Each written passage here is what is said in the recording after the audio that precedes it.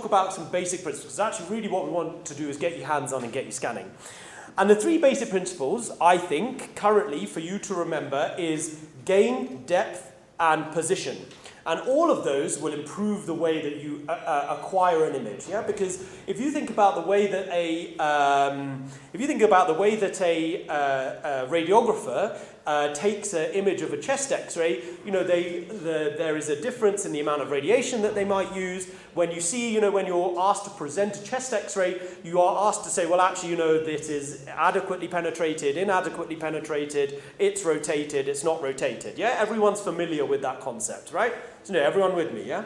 Now, it's kind of the same with this. So to be able to get that optimal image acquisition, it is important, therefore, that you just have these kind of 3 points in your mind. And we're going to first talk about gain.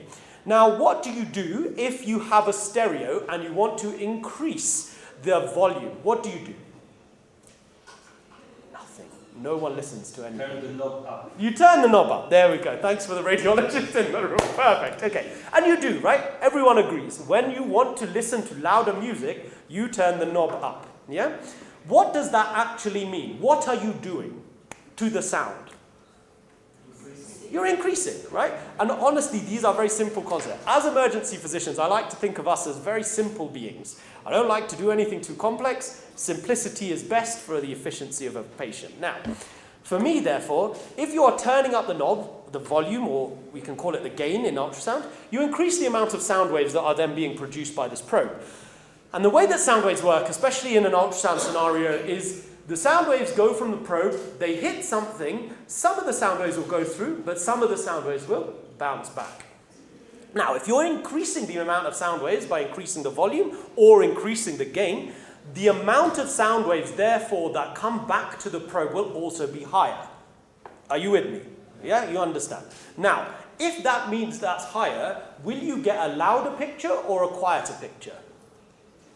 A louder picture, yeah? And that means that you'll have more sound waves. Now, if you've seen ultrasounds, when you have more sound waves, you get much more of a whiter picture. Because actually what we're looking at is varying scales of black to white. Yeah? Everyone's seen an ultrasound, yeah?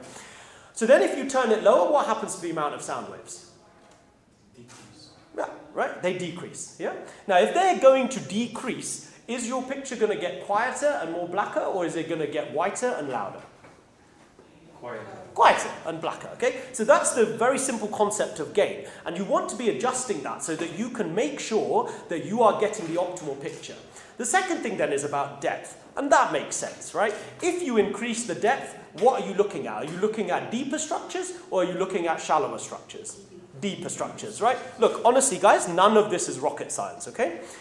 The only thing with your depth is you've got to remember that the deeper that you go, the more sound waves are being used to go to the bottom of that picture.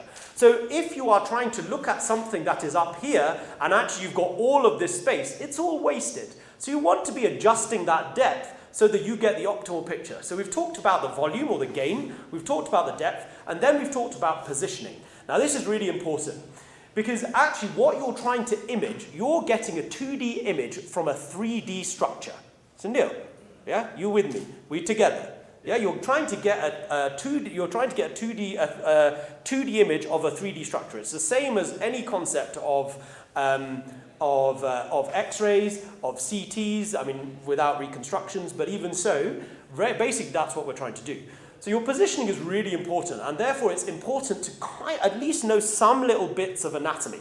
Because if you're trying to find the kidney and you're pointing your beam up this way, now remember if you've got your probe here, when you're moving your beam, you're moving across. So if you're pointing your beam here, looking up this way, and you're then trying to look at a kidney which is down here, are you going to see the kidney? No. So therefore you've got to remember about your position. And if you can then do all of these 3 things, and increase your image acquisition, or your ability to get a better image, you will make what? A better diagnosis. Yeah? And remember, your diagnosis is not from the ultrasound, it's from what?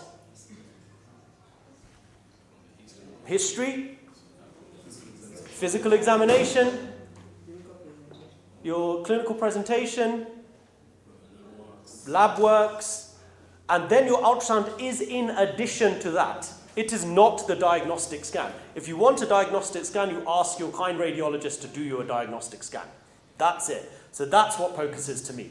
Okay? So now we're going to get you scanning. So what I want you guys to do is I want you to split. Half of you Doc will take, and then half of you I will take, and then we'll take you through a very quick e-fast. We won't necessarily focus on the lungs, but if you do want to learn a bit more, I would definitely encourage you to come back and engage with the Emergency Medicine Kenya Foundation, because then we can then start to get you a little bit more in terms of the ability to get certifications and all of that kind of stuff. Remember that this is only an introduction to POCUS, so you can kind of get a little bit of a hands-on feel about what you potentially can achieve as emergency medicine practitioners or clinicians. Okay, right, are we together? Yes. Good. Okay, so let's split.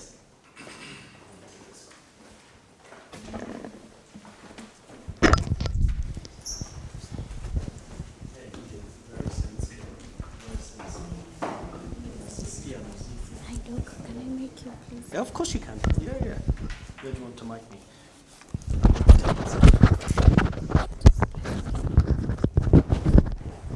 Cool.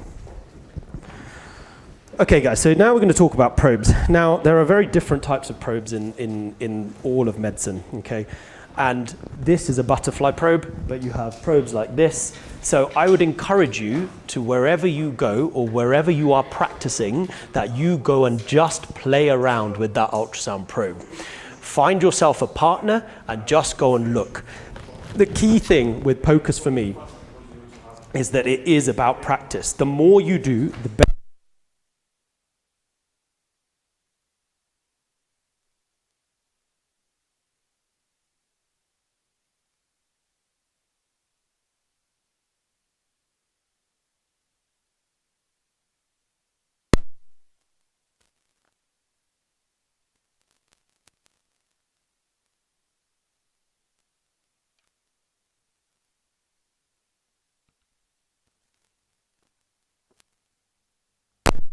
Bro. Thanks, Joseph.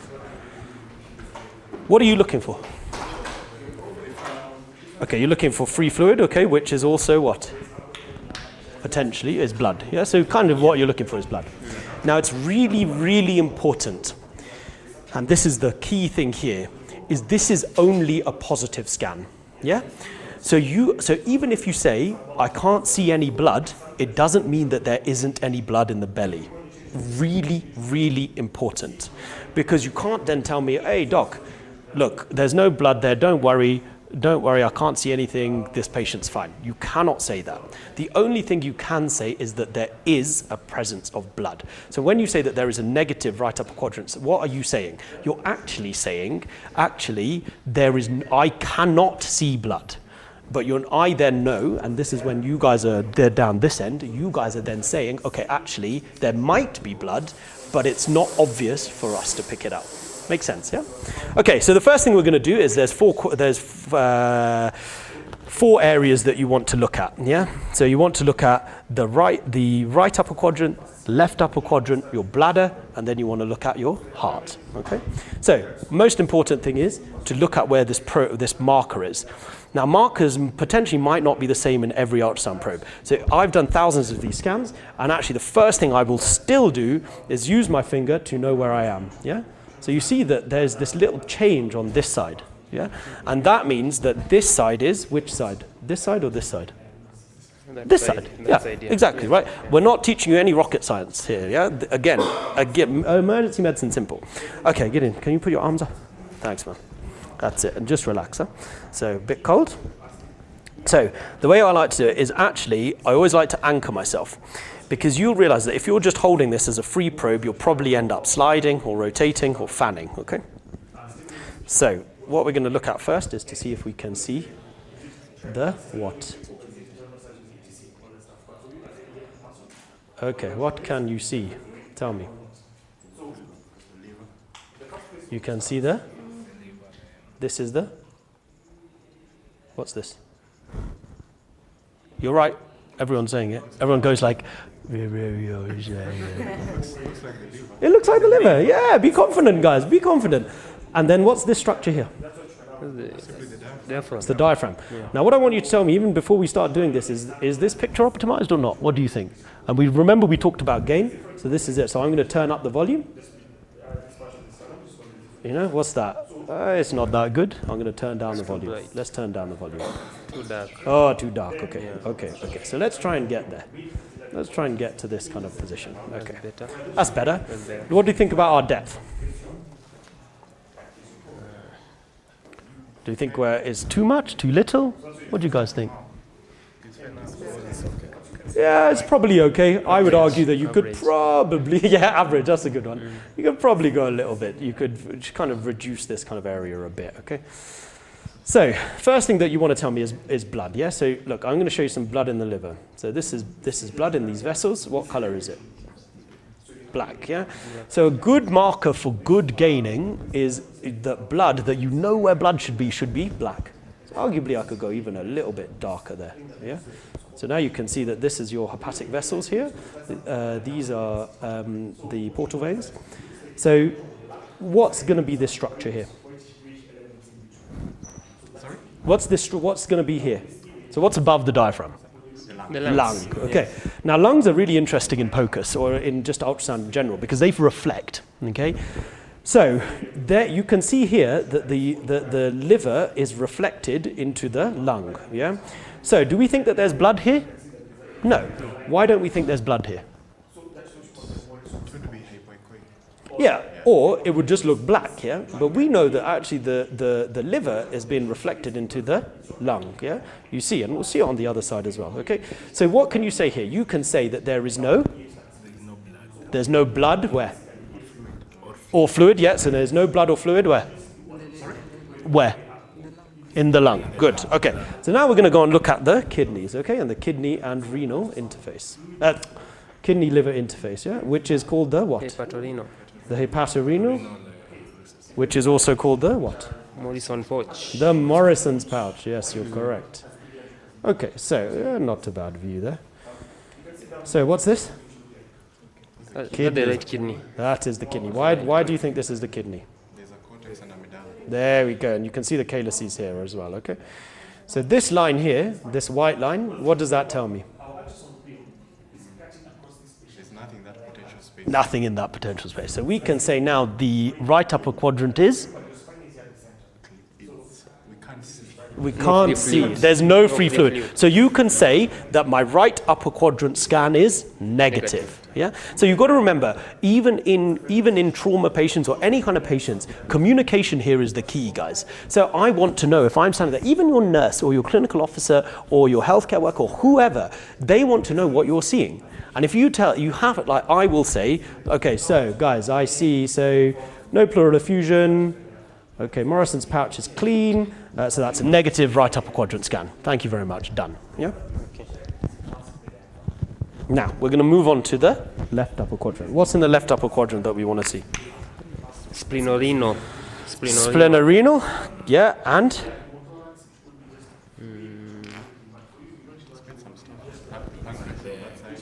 Okay, so but where are the dependent spaces? So we've said the Morrison's pouch is one. Where else? So what else is up this side?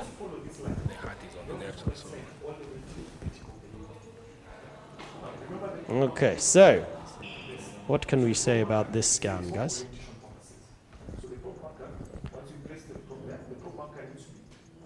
So, what's this? What's this? It's your lung. You see the spleen is reflected? What can you say about the pleural effusion? Or what can you say about pleural effusion or blood? Negative. Okay, so we're now going to move down to the kidney.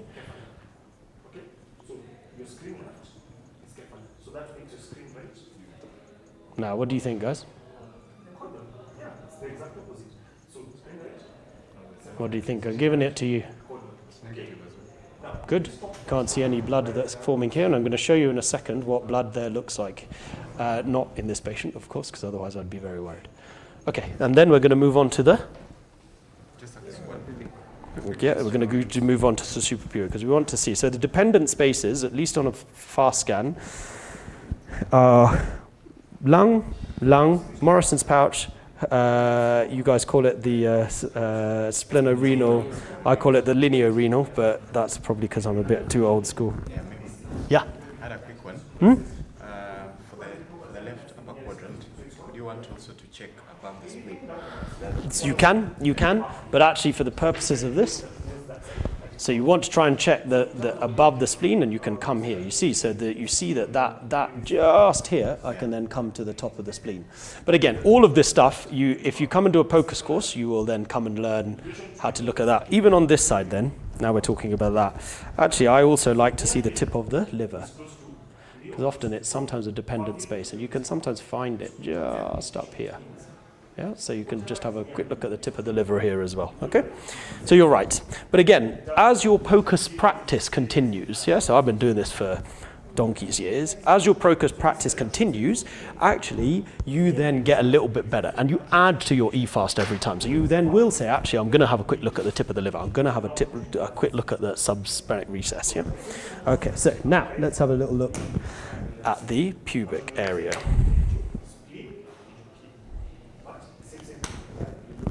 Okay, so now, so we're going to have a quick look at bladder. Okay, so now, remember, this is not just about seeing. What do we think about the image acquisition here? So remember, it was gain and depth really that we're talking about. So what do we think about the gain? It's all right. Yeah, I think it's all right. I think it's all right. Okay, let's go with that. What do we think about the depth? For a start, yeah. For a start. For a start, okay. I would argue even for a start, you probably want to think about just coming a little bit. That's probably a bit too much now. Okay, and then you want to fan. Now, fanning on an ultrasound probe is moving the tail, not the probe, yeah? So when you fan, you want to come all the way through to see all the way, yeah? So look, I can see that there is no space. Now, where there is no blood. Now, when you get blood, you often get blood in a little circle just here. Yeah, so between here. And again, I'll show you a picture of this. Then, you want to turn this through 90 degrees, probe marker upwards, and then you want to then fan again to the side, to that recess, and then to that recess.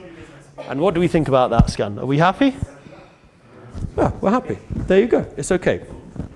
Now remember, this was invented back in the Iraq War, where they had consultant radiologists being able to do this scan in about 10 seconds.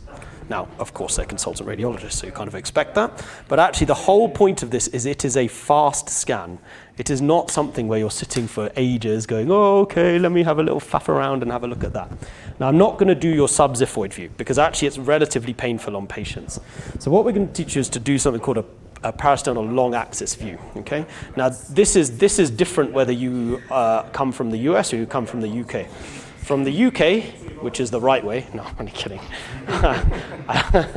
I love my US colleagues, but I'm always teasing them, is that your orientation of your marker should potentially be up to the right shoulder. Now you'll see that I'm having my marker down to the other way. And that's because I like to make sure that the outflow tract is this way. And it is a bit funny, it is reversed, because actually your left ventricle is here rather than this side. So I get that, but that's just how it's been done for years. So what you want to do with this one is you want to go to the angle of Louis, yeah? So whenever you're positioning any of these, just figure out where the liver is and then figure out where you're going. You're either going a little bit higher to see the diaphragm, maybe a little bit lower. Sometimes in smaller patients you can see all of that view in once. Same on this side, and then you do the bladder, yeah? So this one you want to go to the angle of Louis, which is about there. You want to put your probe on. Remember, marker up to the left. Marker up to the left, and here is really important. So you want to go a little bit deep. Now I'm going to show you what I mean about the reflection of the lung here. Now, is there a heart in the lung? Yes, there is a heart in the lung. Yeah? Is there a heart in the lung? It's an artifact, absolutely. Because you remember what I was telling you about the diaphragm is that the lung is reflective. Yeah? So you know now that there is what? No? Free fluid, yeah? What's this structure here? The descending aorta. Why is that very important in this view? Because of the dissection. Because, well, okay, yeah, dissection, potentially.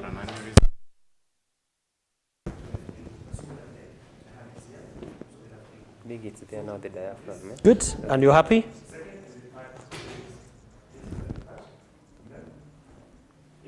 Is there a pleural effusion? There's no pleural. Good. So you're happy. Good. That's it. That's it. Good. Next, let's go find the kidney. Okay. Give me some more, Jen. Oh, of course, sir. Wow. Here you are, sir. So let's find the kidney. Remember, your kidney is in the retroperitoneal space.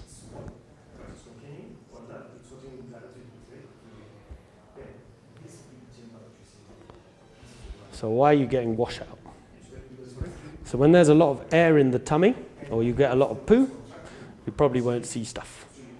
So you're probably a little bit low.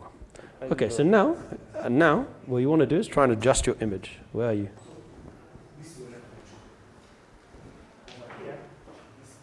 I think that's the kidney. Okay, but you want to try and see that pouch clearly.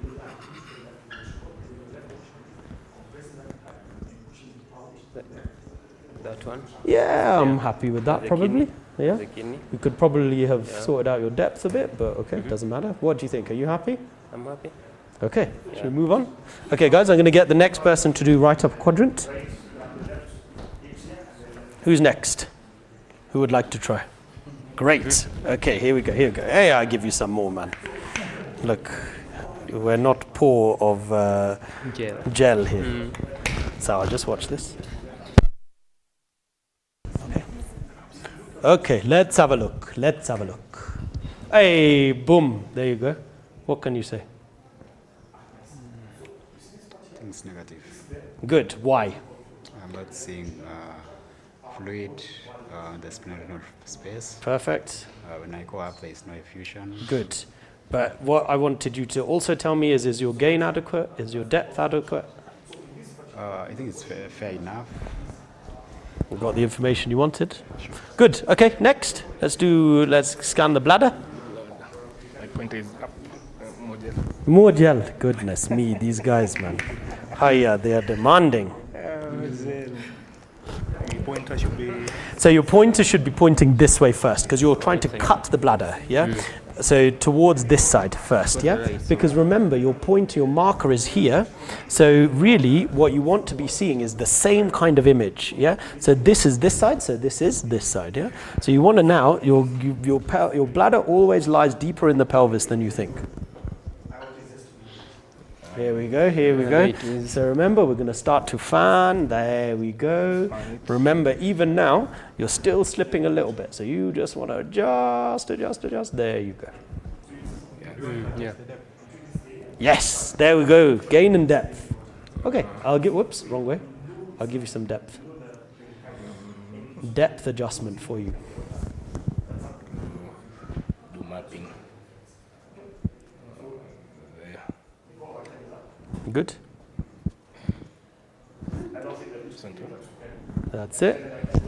So keep going. So remember, look now. You see, this is why you want to just try and anchor yourself, because all you've done is you started here and you've just slowly slipped. Okay. Yeah. So you want to come here like this, and that's your view. Huh? You go all the way down to the bottom and to the top. Support, yeah. There we go. Yeah. So now you want to turn through transverse and then have a look, so that this is up towards the head. Yeah. There you go. So as you turn, you go all the way to the head, like this. There you go. Don't be brave. Yeah, so then you can see there. So now again, remember, you'll just slip. That's why it's always worth anchoring yourself, even with your little finger. There you go. Yeah, but you can't see this. Yes, you are right, but you can't see behind it, yeah? Okay, next, and then we're going to do the heart scan. For liver.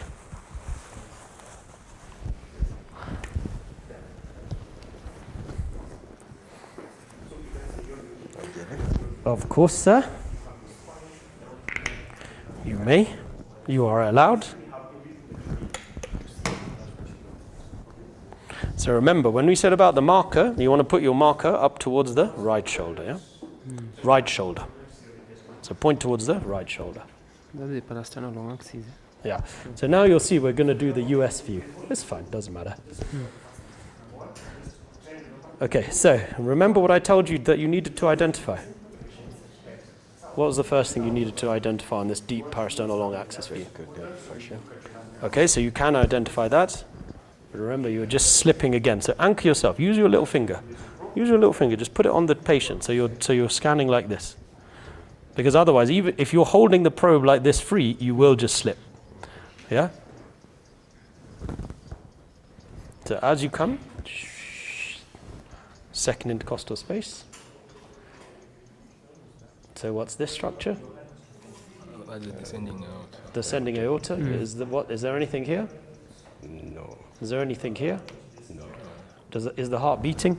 Yeah. So the valves. Good. Mitral valves.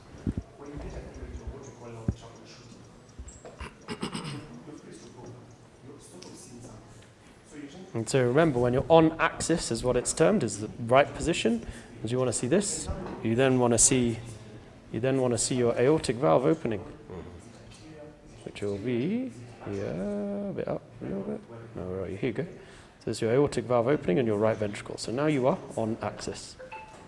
Okay. Which one is the right ventricle? The right ventricle is just on the top here. That's the first structure you see. Good.